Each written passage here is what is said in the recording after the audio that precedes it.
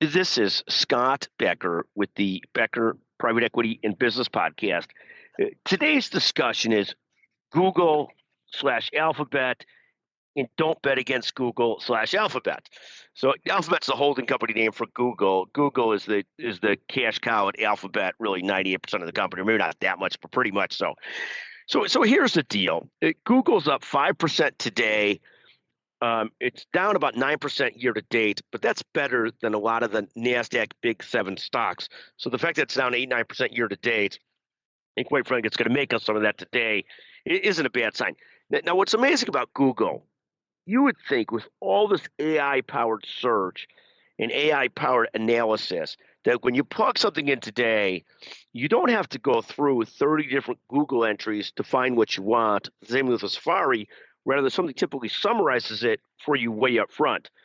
By the way, that's the same way we like to write for people, or in the old days when we're writing memos for law firm clients, have something that summarizes it right up front so people can really get the gist of things without having to go through dozens of pages. But I digress. But the point about Google, which I think is fascinating, is I was talking to someone who's deeply into the AI sector about, is Google in trouble now that AI is coming and people could do search in so many different ways and get to the gist of what they want. And what the person had said to me was, and this is someone I respect greatly in these areas, is that Google had gotten so far ahead of investing in deep tech and artificial intelligence and how they work that they think, quite frankly, Google is going to be able to turn a lot of this into advantage versus a disadvantage. So I'm always stuck between the two different things here.